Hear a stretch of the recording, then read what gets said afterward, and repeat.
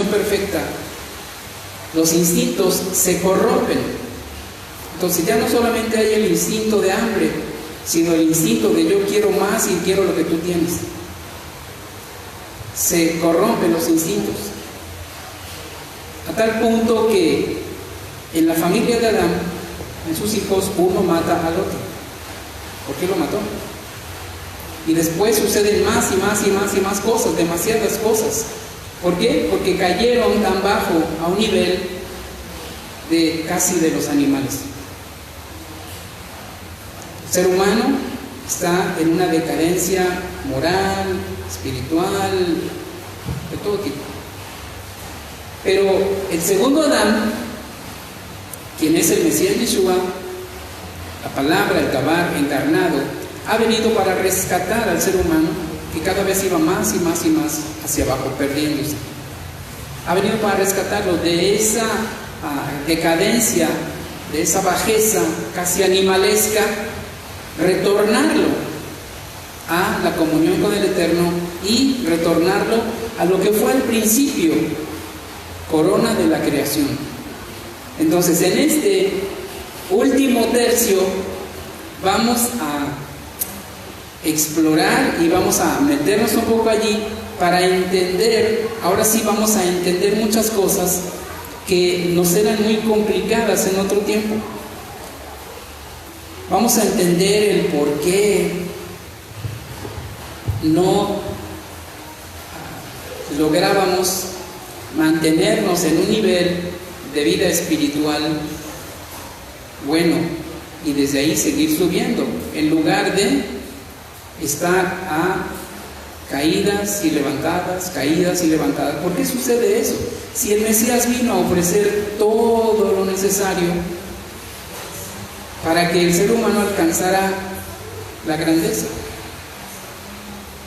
¿será que no se toma bien de la mano o que la tiene sus manos con mantequilla y entonces de repente está agarrado del Eterno y de repente se suelta? ¿O qué pasa? ¿Cuál es el punto? ¿Será que no tiene fe? ¿Será cuestión de fe? ¿Será que no tiene autoridad? ¿Será cuestión de autoridad? ¿Será que no tiene dominio propio? ¿Qué es? ¿Por qué pasa todo esto? No es porque somos humanos. El ser humano fue creado a la imagen del Todopoderoso. Es que me equivoco porque soy humano. Al principio, el ser humano fue creado perfecto, pero hubo entonces todo este rompimiento. Así es que vamos a ir avanzando y vamos a ir entendiendo muchas cosas. En este punto, en el primer tercio, es lo que podríamos decir que cuando un gentil que siempre fue idólatra y toda su familia idólatra, y desde el principio fueron idólatras, después de los hijos de Noé se hicieron idólatras hasta el día de hoy, pero que llegan a escuchar acerca del Dios de Abraham, de Isaac y de Jacob. Llegan a escuchar que el Mesías realmente era un judío y llegan a entender que la manera de salvarse es obedeciendo las instrucciones específicas que dice la Biblia, la Torá, y no lo que dicen las religiones o denominaciones o los líderes. Y cuando estas personas van aprendiendo, entendiendo, un ejemplo de esto es el centurión romano, del cual leemos en los Hechos de los Apóstoles, conocido como los Hechos de los Apóstoles. ¿Alguien lo recuerda? ¿A ese centurión romano? ¿No? ¿Nadie lo recuerda? Se supone que sí, todos nos acordamos.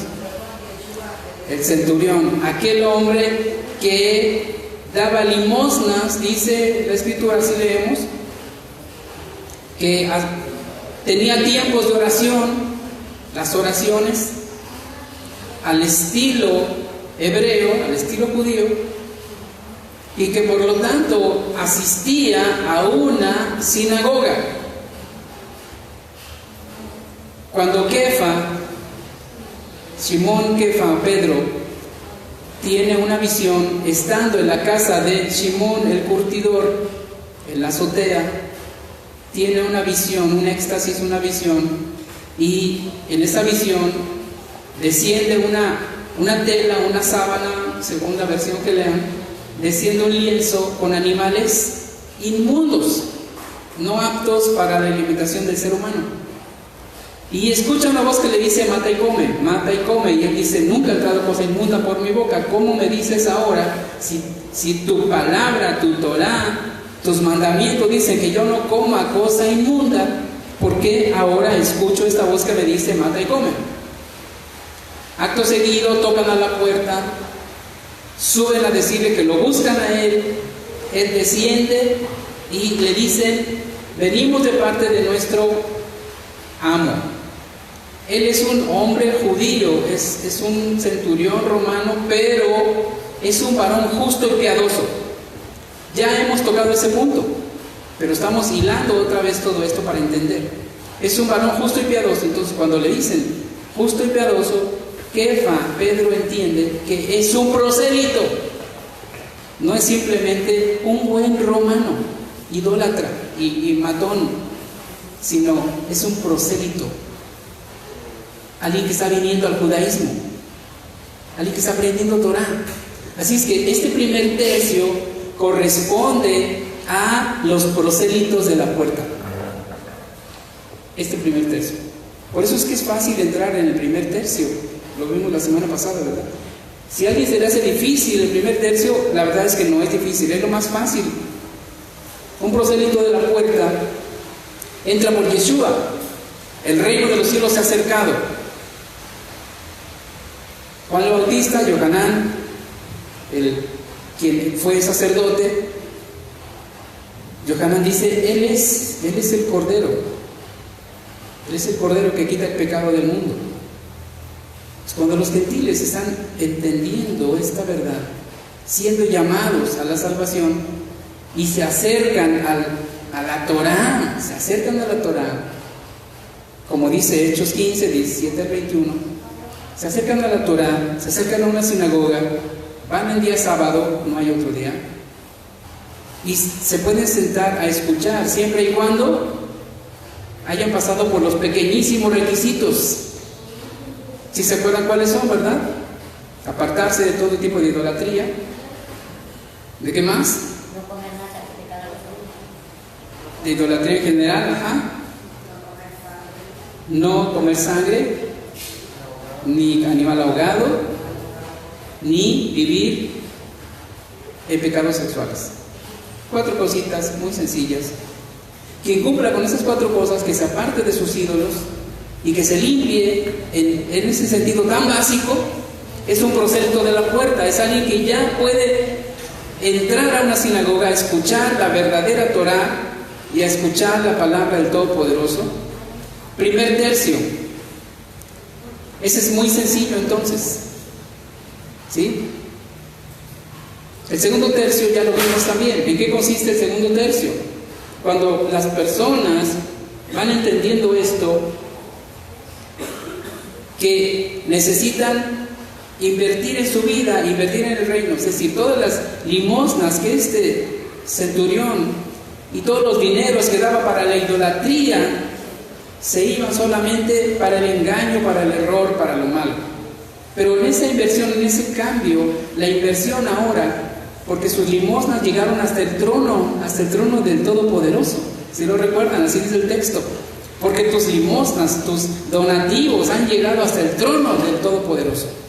Es decir, cambió su inversión de invertir en la idolatría, en los ídolos, lo cambia para invertir en una sinagoga judía, tanto para los pobres como para el uso de la misma sinagoga. Dice: porque tus limosnas y tus oraciones han llegado hasta el trono de lo alto.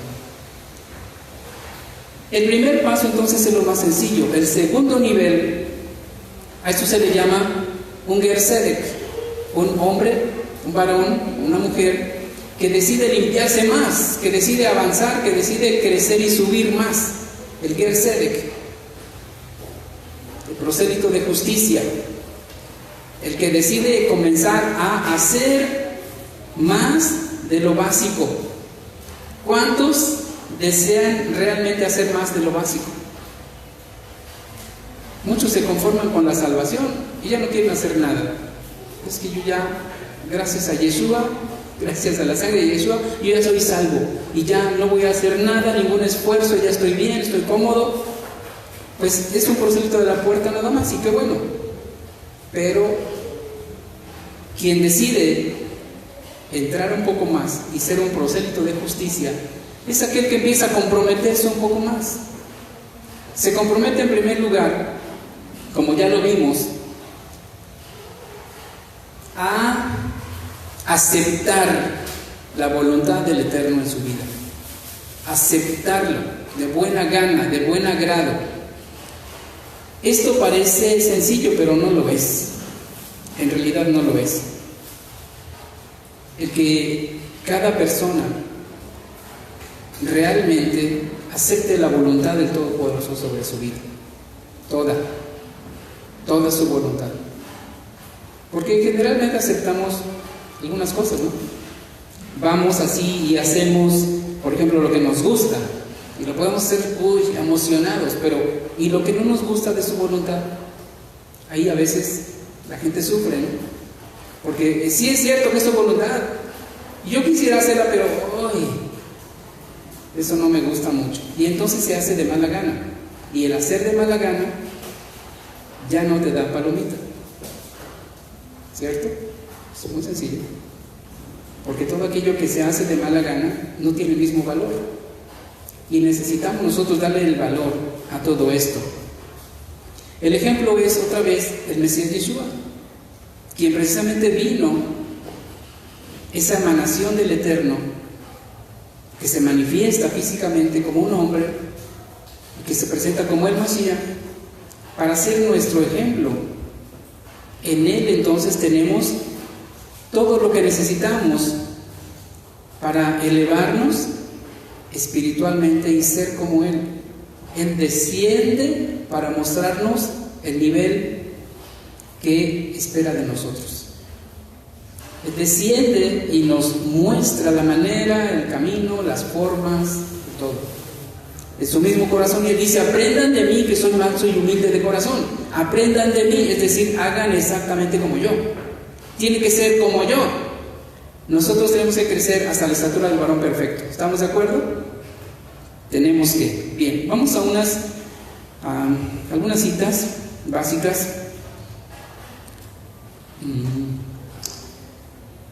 Segunda de Corintios, segunda carta, epístola hacia quienes vivían en Corinto, capítulo 2 y verso 9. Alguien que lo pueda leer fuerte, que se escuche ahí cerca de la cámara, si gustan. Segunda de Corintios 2, 9.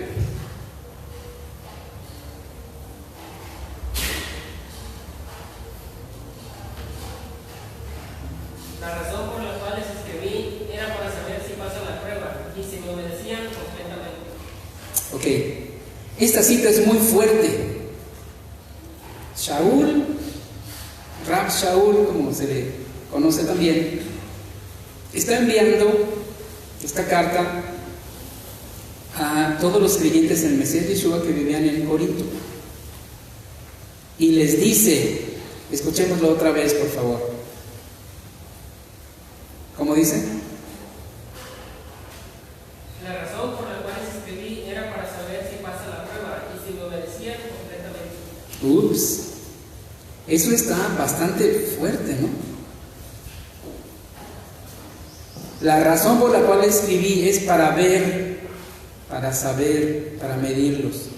Y no dice si obedecen al Eterno, dice si me obedecen de todo lo que yo les escribo y les he escrito.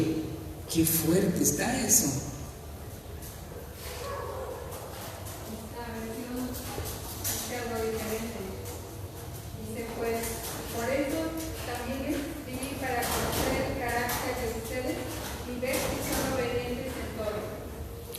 parece bastante.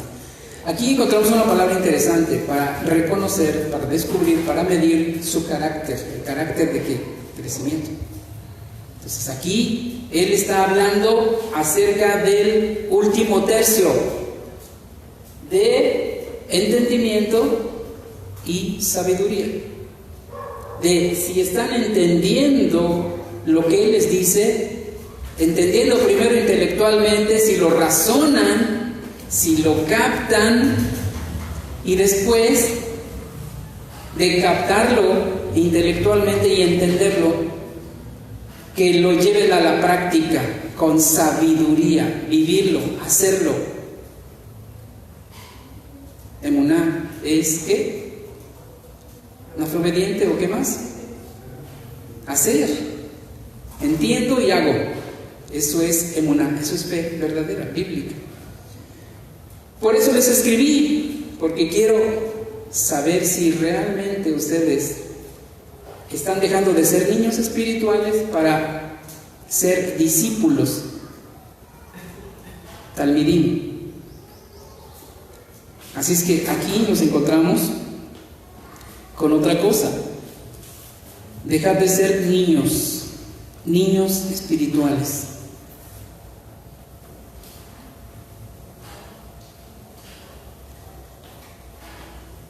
Cuando era niño, ¿se acuerdan? Shaul, Orlando, pensaba como niño, hablaba como niño, por lo tanto actuaba también como niño. ¿Está hablando de niño infante? Sí, no. Está hablando de niño espiritual también, ¿verdad? Principalmente. Da la semejanza de cuando era niño, un pequeño, pero lo da a entender o quiere que se entienda espiritualmente. Cuando era un niño espiritual, pues obviamente que no entendía, no comprendía y no hacía. Pero cuando dejé de ser niño, fui creciendo y fui entendiendo, fui comprendiendo. Esto lo traemos a nuestra vida espiritual y funciona igual. Cuando era niño espiritual, incluso a veces era llevado por cualquier viento de doctrina y ahí andaba creyendo que si eran 3, que si eran 2 o que si es 1. Como niños espirituales.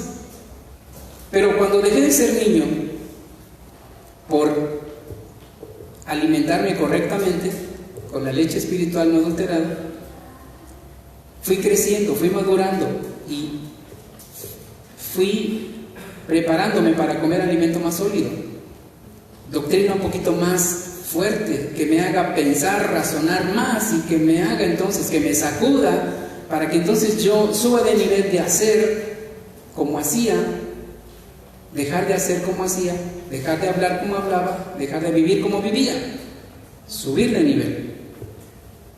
Por esa razón les escribí, dice Shaul, para medirlos, para saber quién es quién, para saber si realmente ustedes están elevándose o siguen ahí abajito.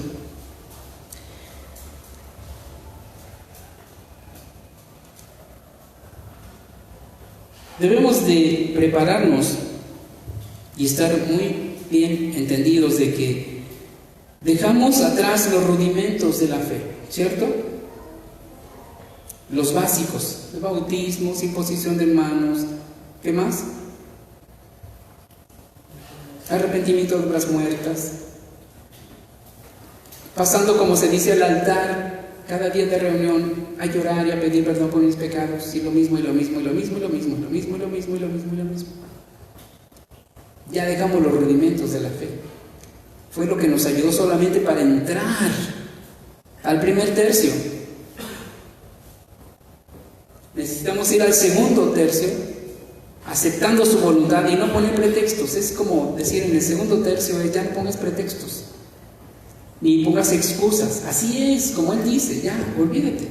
Acepta su voluntad y sométete a su voluntad. Ya no decido, es que esto, es que lo otro. Los es que es famoso, ¿no? Ya no. Sométete al Eterno. Punto. ¿Crees en Él? También los demonios creen. Y estos tiemblan. No suceda que tú creas y ni siquiera tiembles por temor de su majestad y su poder, de su presencia. Así es que, subiendo de nivel, el ejemplo lo tenemos en el Mashiach. Vamos a unas citas acerca de esto. Dejando atrás los rudimentos, dejar de ser niños. Mateo 26, 39. ¿Quién? Levante su mano a alguien que tenga dónde leer. Mateo 26, 39. Tengo varias. A todos les va a tocar, espero. Muy bien, ya está uno. Marcos 14, 36. ¿Quién? ¿Alguien más levanta su manita? Bien. ¿No? Lucas 22, 42. ¿Quién?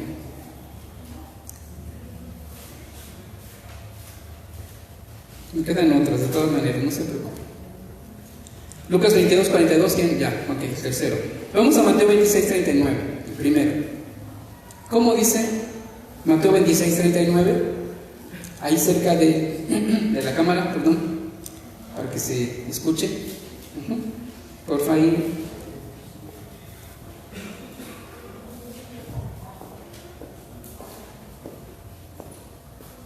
Avanzando un poco más adelante, cayó de rodillas sobre su rostro, orando: Mi Padre, si es posible, líbrame de esta copa, sin embargo, no lo que mi voluntad, sino tu voluntad. Muy bien, gracias. Marcos 14, 36.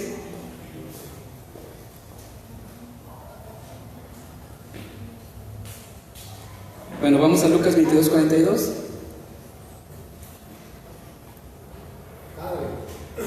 Si estás dispuesto, aparta de mí esta copa, pero no obstante, que se haga tu voluntad y no la mía. Muy bien, son similares. Marcos 14, 36. Abba, todas las cosas son posibles para ti. Retira esta copa de mí, pero que sea tu voluntad, no mi voluntad.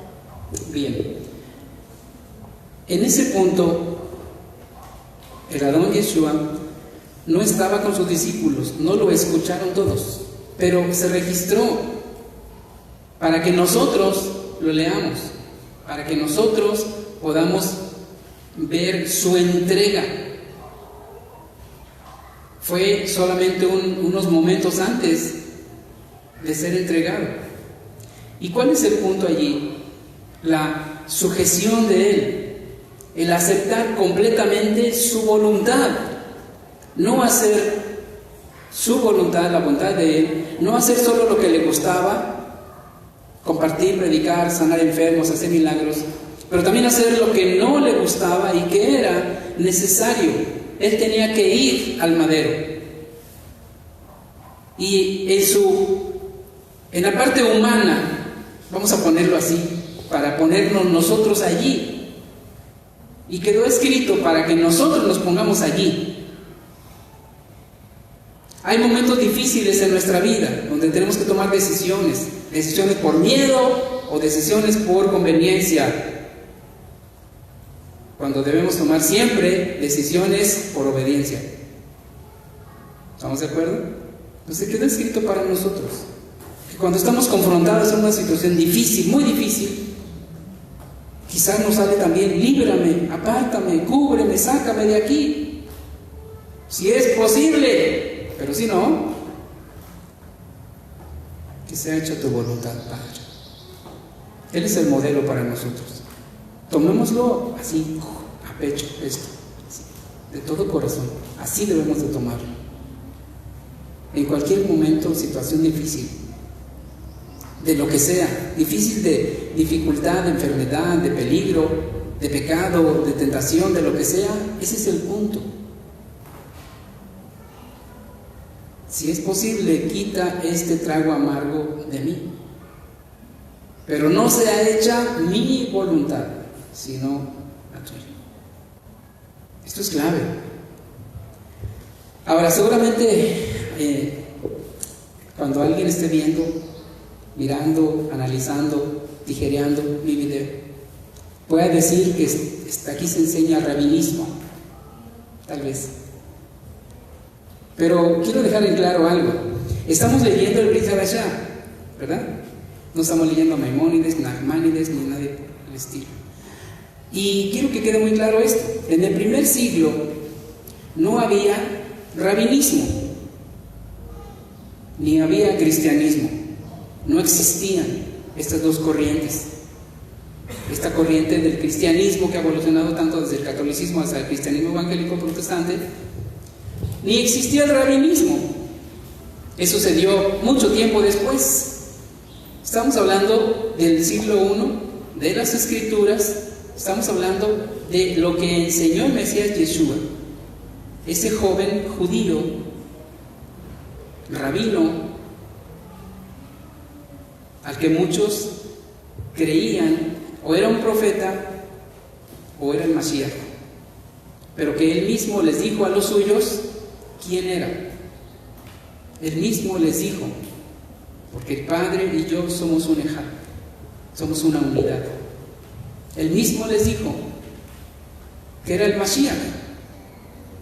Incluso a una mujer a la mitad, o mitad judía y mitad un poco pagana, la mujer samaritana, él mismo le dijo, cuando ella dice, cuando venga el Mashiach, él nos enseñará y nos dirá todas las cosas. ¿Y qué dijo él? Yo soy el Mashiach, quien habla contigo. Así es que estamos, o se está enseñando desde un punto de las Escrituras, desde el siglo I, lo que está ahí contenido. Esta frase no es mía, pero es una verdad, pero quiero darle el crédito a quien la dijo hace poquito, y que es el doctor Adolfo Reutemann, que es el curador del Museo del Libro que está en Jerusalén. Él dijo esta frase que él no la descubrió, es parte de la historia. En el siglo I no había rabinismo, y todo lo que viene con esto, si es que Yeshua no era un estudiante tampoco de Cábala, no era un cabalista, eso surge siglos y siglos después. No había rabinismo, él no era ningún discípulo de ningún cabalista. Yeshua es la Torah viva, la Torah viviente. Toda la sabiduría que necesitamos nosotros y que buscamos nosotros desde lo alto, él fue quien la trajo y la dejó a sus discípulos, los preparó, y que después le encargó a Shaul que saliera del mundo de Judea hacia los esparcidos primero, hacia el mundo no judío después. Estas son verdades históricas. Así es que aquí no enseñamos rabinismo, enseñamos lo que Yeshua enseñó, lo que sus discípulos enseñan y lo que está como base también en los profetas. Nuestra doctrina es de Sheliachim, apóstoles, para quien no conoce la palabra, de Sheliachim, apóstoles y profetas. Esta es la doctrina. ¿Y por qué me baso en esto? Porque alguien puede decir, pero eso sí es cábala, y eso sí es no sé qué, y eso sí es no sé cuánto. Bueno, es que esto es una evolución del pensamiento judío, una evolución de la forma de enseñar judía. Es la evolución misma, esto mismo que tengo aquí en mi cabeza, que para muchos también es como, wow, no, esto es la evolución del mundo judío en cuanto a el talit o el turbante. Es la evolución de la fe y que se va haciendo tradiciones, pero que Yeshua dejó muy claro que sí, que no. Shaul dejó muy claro que sí, que no. Así es que estamos en una escuela de pensamiento, de creencias, quizás muy singular, pero con demostración de que está en las Escrituras. Y lo otro, desde un punto de vista o desde una perspectiva netamente judía sefardita, no mesiánica, católica, cristiana, nada de eso, ni estoy en contra tampoco. Simplemente esta es nuestra línea. Y toda la revelación que ha venido a mí está ahí en las Escrituras, solamente que estaba, pero no la veía, y no la veíamos, y no la ven muchos. Ahí estaba, ha estado, y ahí sigue. Así es que trataremos de ir ayudando a que otros descubran lo que allí está, lo que está en las Escrituras.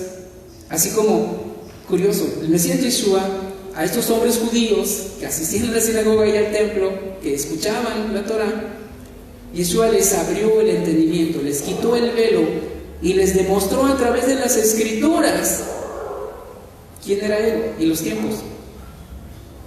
Otro de sus discípulos, a quien mataron a pedradas, lo lapidaron, Él les habla acerca de lo que estaba escrito a todos los que estaban presentes allí. Les declaró por las Escrituras que Yeshua es el Mashiach, pero murió apedreado. Shaul se escapó muchas veces de que lo mataran sus mismos contemporáneos, sus mismos hermanos hebreos, de que lo asesinaran, porque él comprobaba a través de las Escrituras, debatía en las sinagogas cada día de Shabbat, no andaba por los domingos en las plazas gritando a grito abierto, sino iba a la sinagoga y hablaba con sus hermanos, con su pueblo, y les demostraba con las Escrituras que Yeshua era el Mashiach. Ese rabino, como hoy se le dice también a Shaul, el Rab Shaul, enseñándoles ahí a los líderes de la sinagoga y al pueblo que estaba en la sinagoga, demostrándoles: Yeshua es el Mashiach.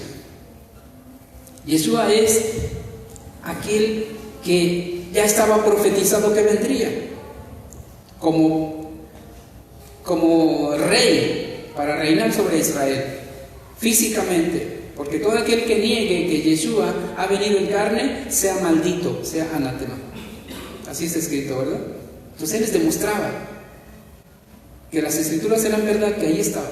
Yeshua es el Mashiach, es el enviado del Padre eterno.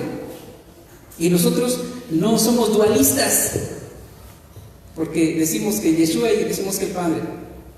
No somos trinitarios. Está totalmente fuera de las Escrituras. Son añadiduras que después se metieron allí. ¿Por qué creemos? Es en esta declaración totalmente judía, ¿verdad? ¿Cómo decimos? Shema Israel, Adonai Eloheinu, Adonai Echad. Cuando le preguntan a Yeshua cuál es el primer y más grande mandamiento, que dijo: Shema Israel, Adonai Eloheinu, Adonai Echad. Pero cuando sus discípulos le preguntan: muéstranos al Padre, nos basta, ¿qué dijo él? Porque el Padre y yo somos un Echad. ¿Y qué es Echad? Echad no es Yahad, ¿verdad? Echad es una unidad. Yahad es un uno único. Entonces aquí es donde a veces hay un poco de confusión. Echad. Adán y Java eran un Echad. Se nos pide a nosotros que seamos como un pueblo, como un Echad. Pero va más allá cuando se dice que nosotros como pueblo seamos como un solo hombre, como un Yahad. Eso es difícil, o sea, no podemos ser como un hombre, pero es como en un ideal de que no nos estemos como partiendo en pedazos. Este punto, el último tercio del árbol de la vida, de la Sefirot, del conocimiento y del entendimiento de quién es el Eterno, quién es el Mashiach y en qué punto debemos estar nosotros, en qué nivel de altura espiritual debemos estar, pues esto nos va a ir ayudando. Para eso tiene que haber una confrontación. Esto tiene que darnos muy claro. Estando en el segundo tercio, el Eterno no quiere que nos quedemos allí. A los prosélitos de la puerta, Él no quiere que se queden allí nada más. Él quiere que los de prosélitos de la puerta, el Ger, Tosá, pase por lo menos en medio, el que nunca había sido nada, que se meta un poco más. Y el que ya tiene de tiempo en medio, como un prosélito de justicia, que ya está ahí como queriendo hacer las cosas y haciendo algunas, Él quiere que subamos de nivel. ¿Y cómo lo hace? Confrontando. Y está muy sencillo. No voy a dar citas porque les tendría que citar todo: Éxodo, Levítico, Números, Deuteronomio y todo lo demás, Shemot y todos, Devarim, de Josué, los jueces. Es muy sencillo. El mismo pueblo, cuando fue sacado de Israel, de Egipto, quería solo lo bueno del Eterno y no quería lo malo. En el proceso de darles todo lo bueno, hubo cosas que les lastimaron, como ya vimos la semana pasada. Lo que parece malo es solamente como un prólogo, ¿se acuerdan? Porque lo estamos viendo nada más hasta la distancia de nuestra nariz. Por eso solamente a veces lo vemos, qué malo, qué duro, qué feo. Pero cuando podemos extender más nuestra mirada, vemos que solo es un preludio, eso que parece malo y feo. Y después viene todo lo bueno. Como cuando dice también, y el malo, no te pongas a sentirte mal cuando el malo prospera, solo es un preludio, aparentemente él tiene todo lo bueno, pero más adelante vendrá su juicio. Así el pueblo del Eterno no quería lo que parecía malo, pero no estaba mirando que era solamente un preludio, tengo que pasar por aquí para llegar allá. Pero fueron confrontados todo el tiempo, siempre, a no fluctuar como niños. Israel fue confrontado en el desierto, después fue confrontado en el tiempo de los jueces, después fue confrontado en el tiempo de los reyes, y fue confrontado en el tiempo de los profetas. ¿Para qué? Para que no se salieran, sino para que subieran de nivel. Cuando iban saliendo, regresándose, haciendo las cosas de la carne, el Eterno venía para confrontarlos y decirles, ustedes están haciendo mal, ustedes se están apartando de mí, ustedes han empezado a andar en idolatría. Los reprendía para que regresaran a Él y se comprometieran con Él. Así como sucedió con el pueblo de Israel, sucede contigo y conmigo, con todos. Constantemente, cuando Él ve que nos vamos resbalando, nos va a venir a confrontar, a veces muy fuerte, por amor. Porque Él, a quien toma por hijo, cuando las cosas no andan bien, lo reprende y lo azota, porque lo ama. No quiere que se pierda, sino que se arrepienta, haga teshuvá, haga retorno. Nosotros entonces somos confrontados. Siempre estaremos siendo confrontados. En el tiempo del Mesías Yeshua, cuando Él viene como profeta también y confronta. Pero no confrontó al pueblo. Ya no fue a todo el pueblo, sino al liderazgo, porque el liderazgo se había corrompido y vino a confrontar al liderazgo. No estaban enseñando bien, no estaban cuidando bien, no estaban pastoreando bien, y viene y los confronta. ¿Qué hicieron? Él mismo lo dijo en una parábola, ¿verdad? Porque el dueño de la viña envió a sus obreros, a sus siervos, a unos los mataron, a otros los X, y después pensó, enviaré a mi hijo, seguramente a él lo van a respetar y van a hacer lo que es correcto conmigo. Pero envió a su hijo, ¿y qué hicieron estos encargados de la viña? Lo mataron y lo echaron fuera del campamento. Él se los dijo en su cara, ustedes son así como esos malos obreros, y van a hacer eso conmigo, yo soy el hijo. Y dice que crujía los dientes, o sea, es que su corazón estaba bien y por eso se enojaban. Cuando alguien está mal y le dicen que está mal y es orgulloso, cruje los dientes, se enoja. En lugar de aceptar, se enoja. Y el Eterno no quiere eso. Él quiere que subamos de nivel, que vayamos más arriba, más arriba, más arriba. La elevación, esta frase que está ahí en el judaísmo, en la cultura, en la filosofía, en los libros. Elevación. Tenemos que elevarnos porque empezamos desde abajo y necesitamos llegar hasta aquí. Porque no hemos llegado a la estatura del varón perfecto, estamos chaparros espiritualmente. Necesitamos crecer. ¿Y cómo se crece en ese sentido? Primero, poniendo el corazón, poniendo decisión y dando pasos. Decisión. Tiene que ver un poco con el tema de hace rato, lo que quedó casi al final, ¿verdad? Con el dedo puesto ahí. ¿Se acuerdan cómo era la frase? Ups. ¿Cómo? Depende de ti. ¿Quieres crecer espiritualmente? No depende ni de la lluvia, ni del sol, ni del diablo, ni de los chamucos, ni de los vecinos, ni de tu abuelita, ni de la abuela de Batman, ni de nadie. Depende de ti. ¿Quién te puede estorbar para eso? Tú. En realidad, ni el diablo. El Mesías Yeshua ya vino a libertar a los cautivos. Entonces ya no le echemos la culpa a las circunstancias, ni a los chamucos, ni a nadie. Nosotros tenemos la fuerza, el poder, la capacidad y la ayuda que viene de lo alto. Tenemos todo para ser ganadores. Tenemos todo para ser líderes de tercer nivel, de lo más alto.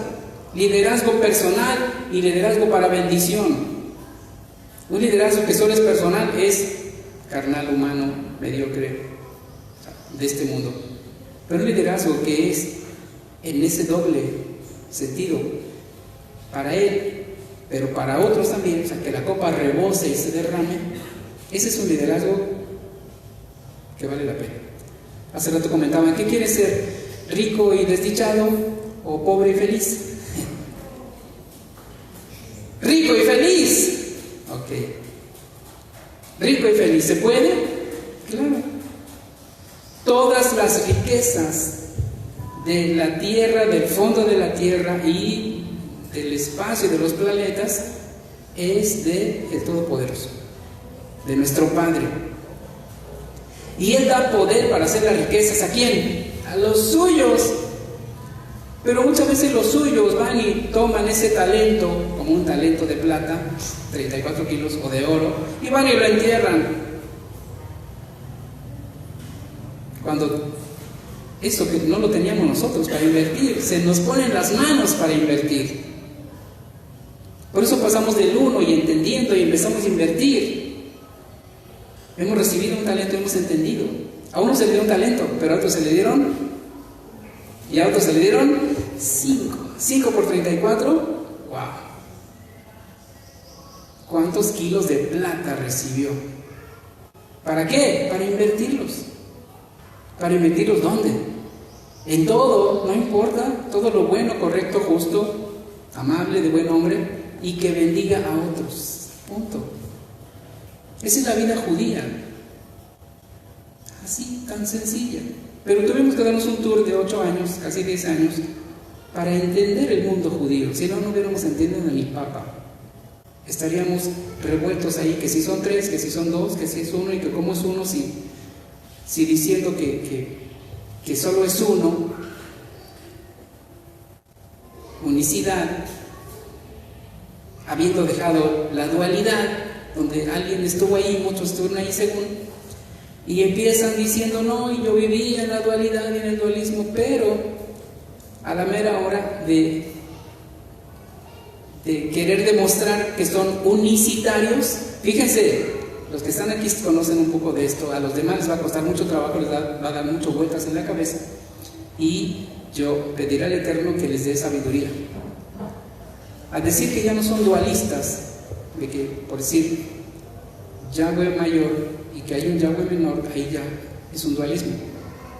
Pero si ya no soy dualista, pero por eso ahora quiero compartirles algo y decir esto y aquello, pero déjenme hacer una oración, Padre, Rey, Todopoderoso, y luego concluye su oración, en el nombre de Yeshua. Ups, salió el dualismo otra vez. ¿Se dan cuenta? Los entendidos saben, así lo captan, de que, órale, es cierto, sigue siendo dualista.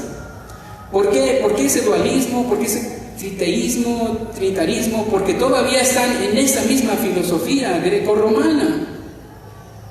Así de simple.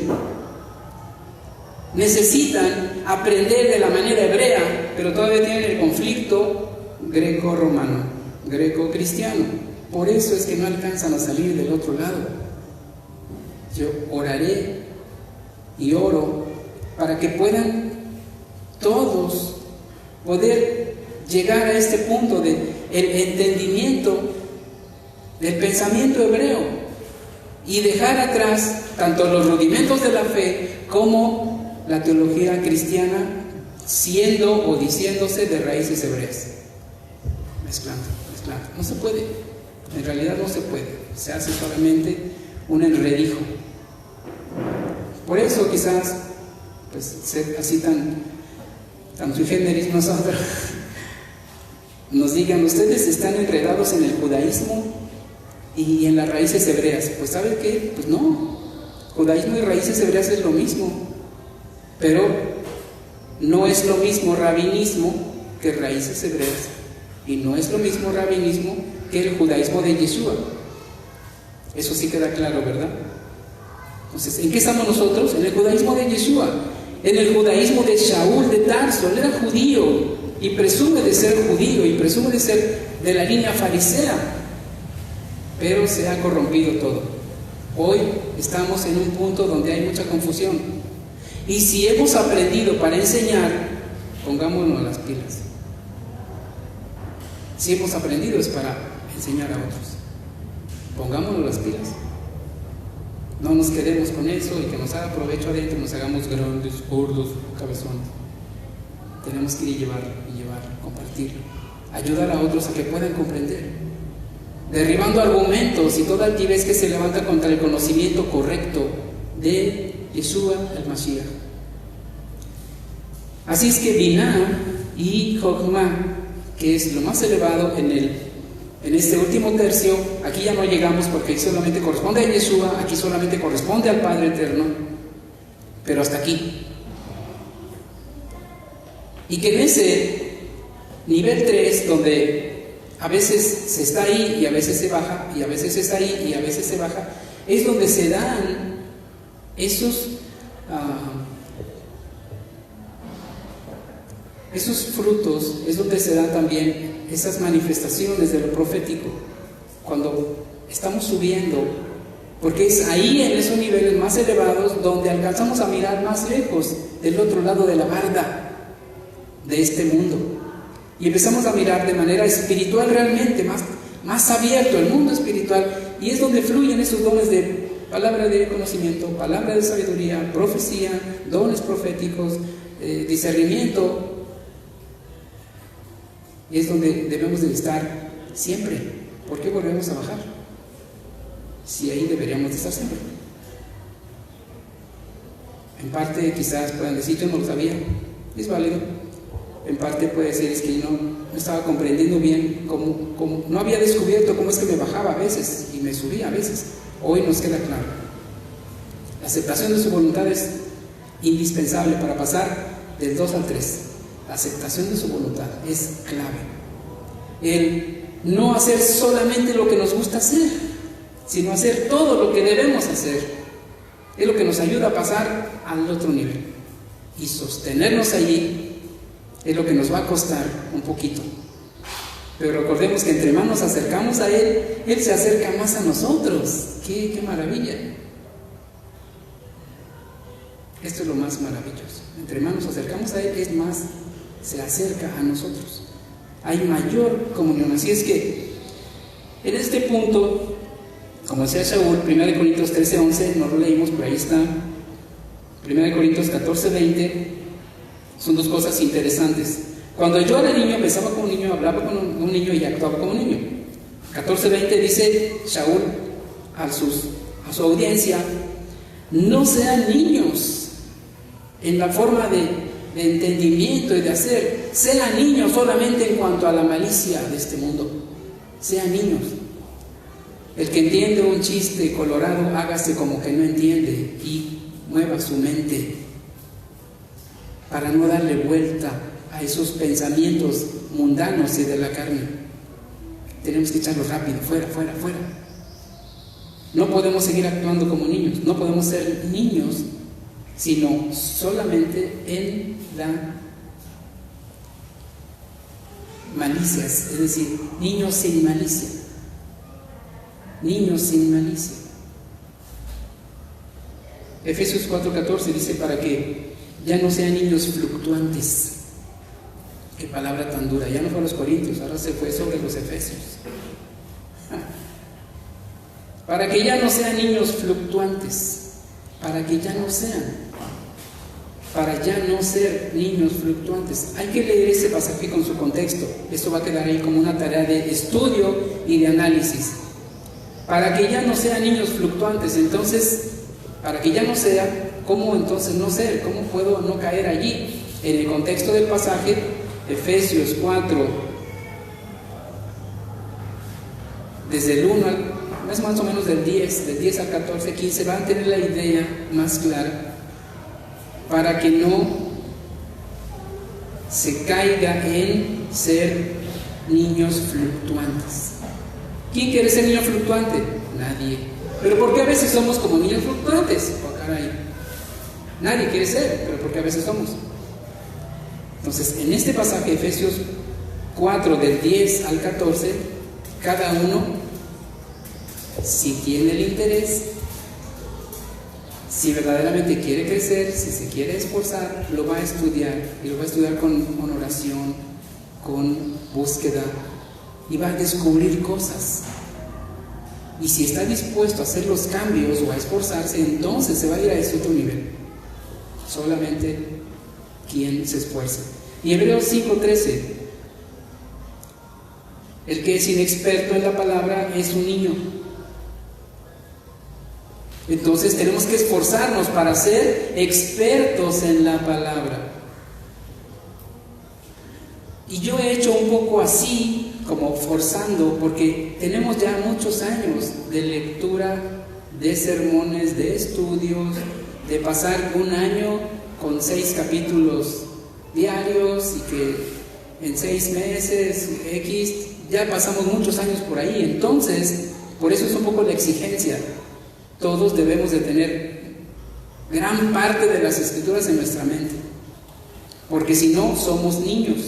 Debemos ser expertos en la palabra. Tenemos que esforzarnos por leer, por memorizar, por entender, para entonces alcanzar sabiduría y poder aplicar la palabra a nuestras vidas. Es ahí donde nos vamos a ir ubicando en el nivel 3 de liderazgo personal y para bendición de otros. Un liderazgo espiritual que puede tocar todos los temas y todas las áreas de la vida. Esta sí, el que alcance este nivel en lo espiritual puede alcanzar cualquier cosa. Cualquier cosa. Así es que, solamente terminar con esto, decídete y haz un verdadero compromiso con aquel que dio su vida por la tuya, con aquel que te compró por precio. Hacer su voluntad, lo que Él pide, y no solo lo que a ti te gusta. Vamos a ese nivel más alto, para que entonces vuelva a fluir lo que tanto anhelamos.